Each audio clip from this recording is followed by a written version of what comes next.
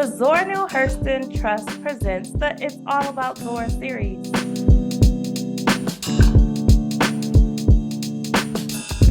We'll be discussing all things Zora with artists, academics, and fans of Zora Neale Hurston on the It's All About Zora series. Plus, we will uncover her influences on our guests' lives and work. So let's get the conversation started.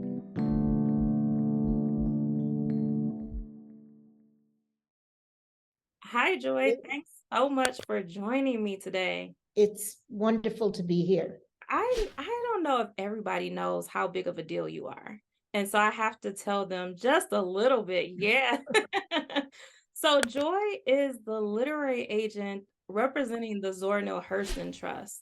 And so that's a pretty big deal. Can you tell me a little bit about your role when it comes to that? Yes, it is keeping Zora in the public eye as much as possible, in any way possible, involving her creative output and the ways in which that creative output can be brought both into the world and highlighted in the world. So it is continuing, and her legacy is continuing. But when we talk about your role as that literary agent, just as you said, making sure you're keeping Zora's work and Zora herself really in the public eye and protecting her interests.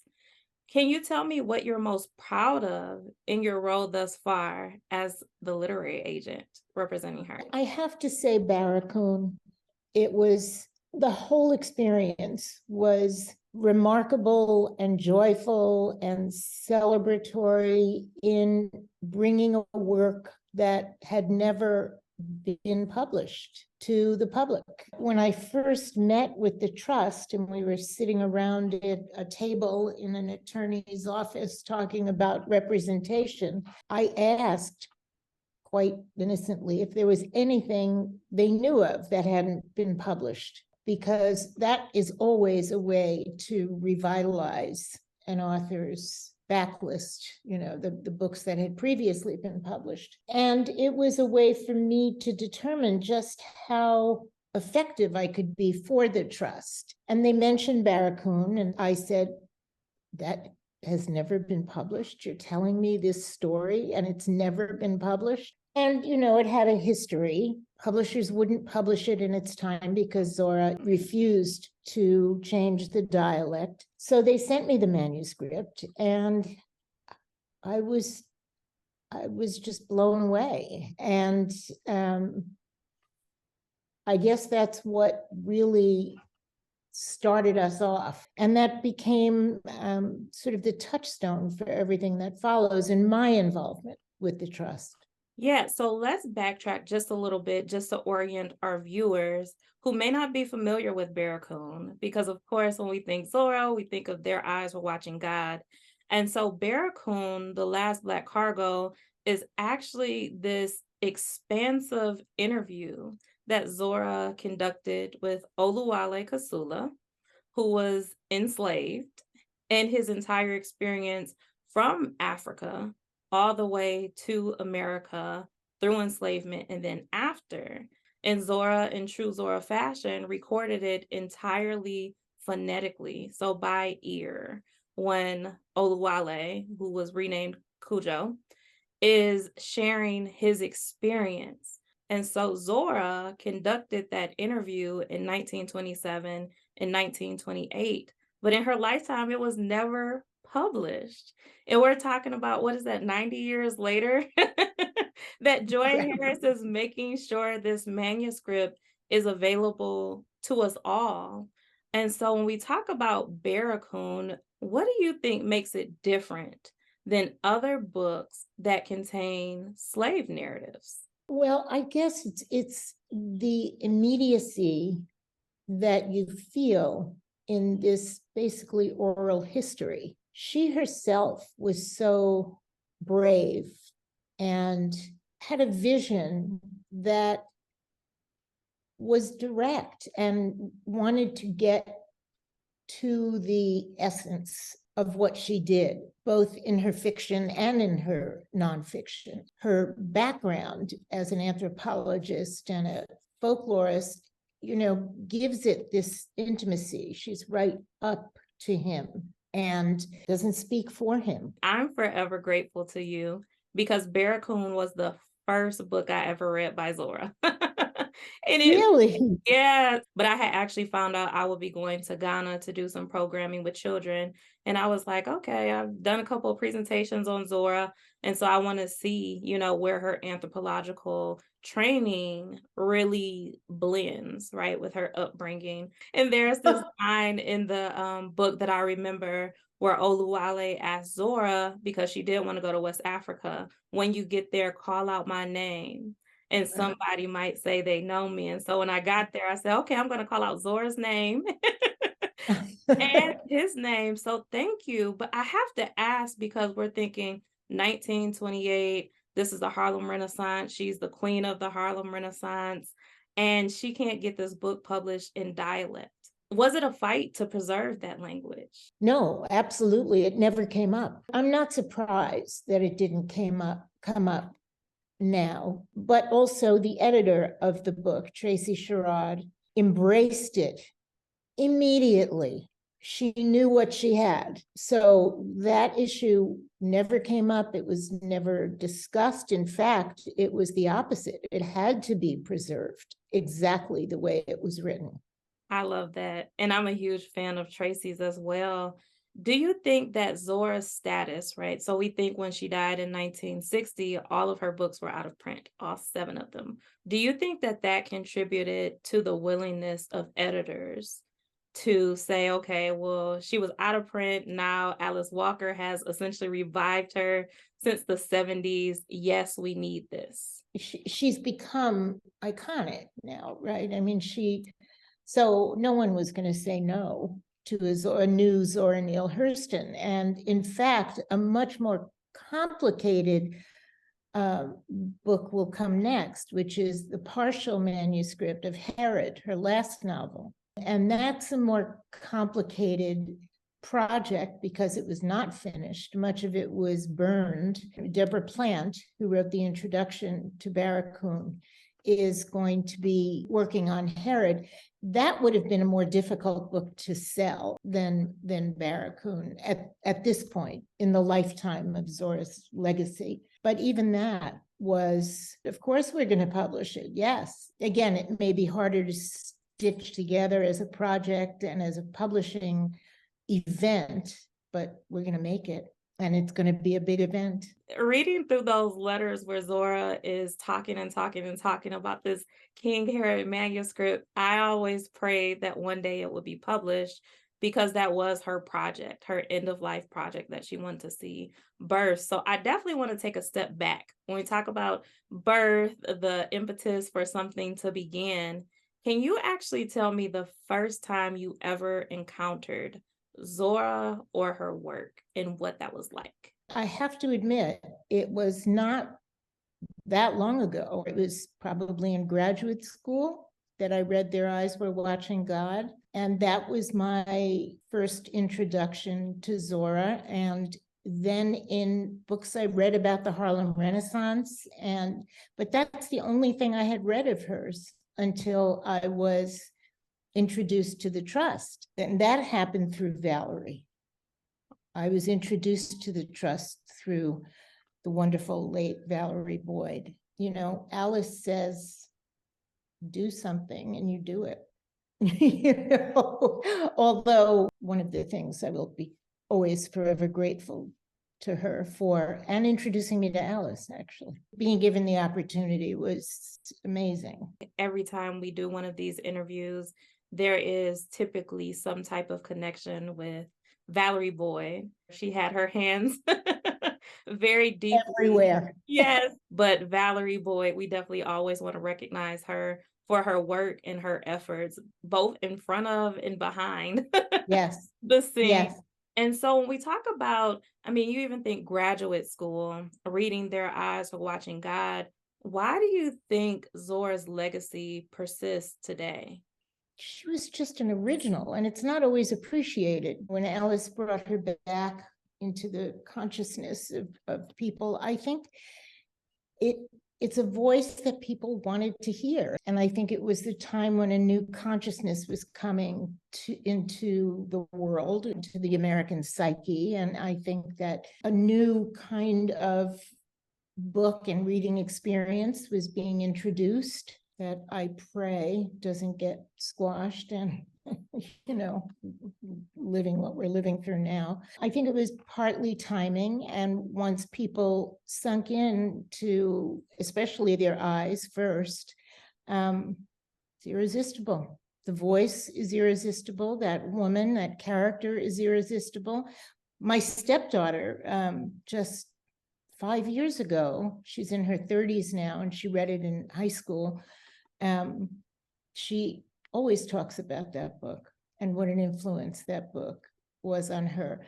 What I'm hoping and what should happen is that the other books get the same kind of attention as time goes on. There's a new essay collection out.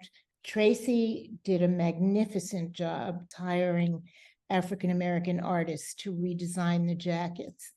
So that is part of this sort of ongoing revitalization, getting people to read Dust Tracks on the Road and, this wonderful collection of her work. Of course, there are the adaptations in the children's books that Ibram Kendi is doing a magnificent job. He was actually our first guest on the entire series. Oh, nice. We're seeing some expansive approaches to Zora's work, which she really wished for in her life.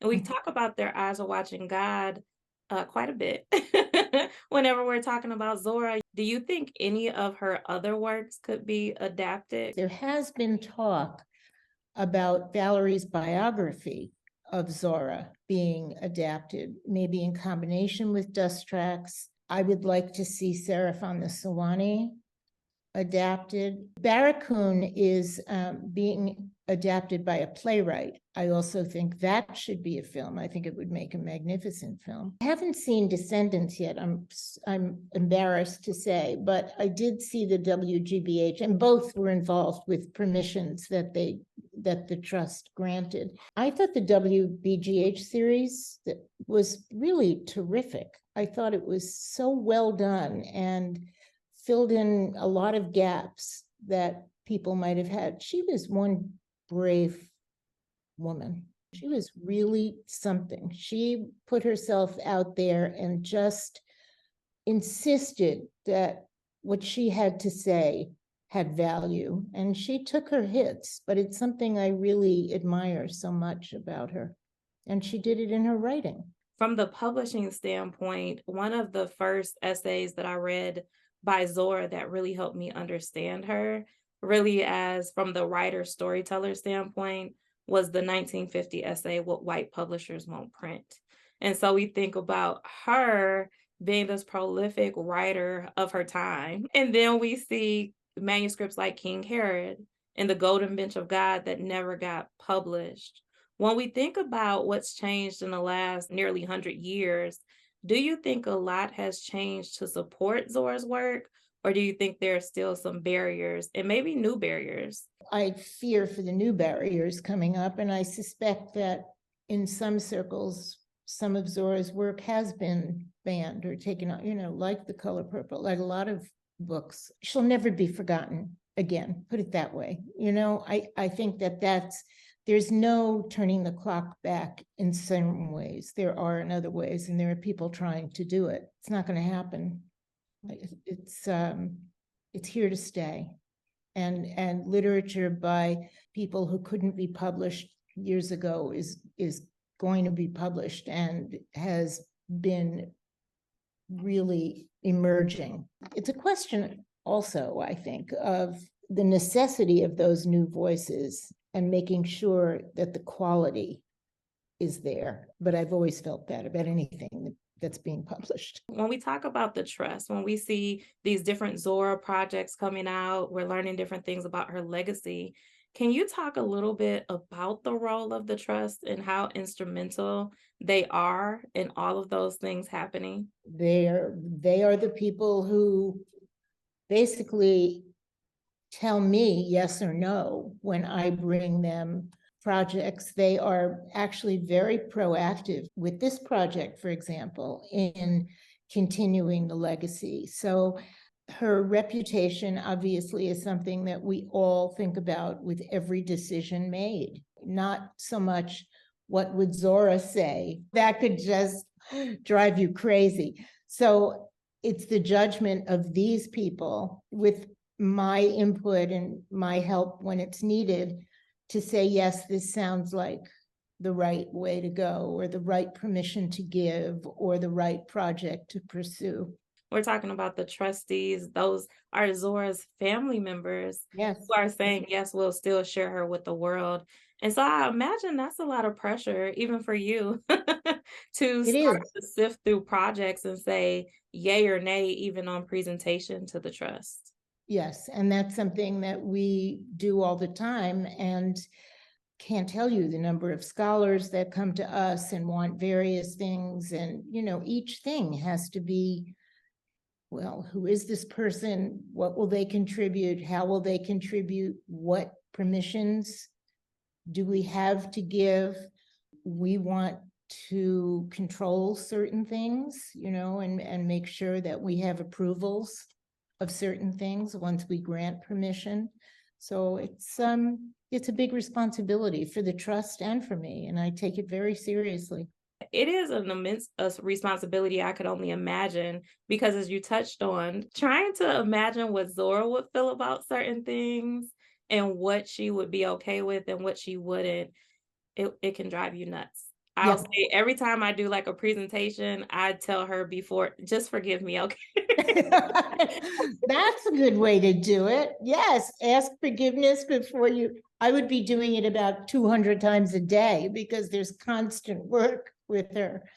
Yeah, and she was immensely private, with her personal life, and I think that that's something we forget. It's interesting that you bring that up because I think for writers these days, the public wants too much of them, and the work should really stand for itself. And Zora's work stands for itself. And I wonder how she would be in this world of media where everybody wants to know your private business. And it's another conversation, but it's an interesting thing. I often get asked, what do you think Zora's reputation would be today?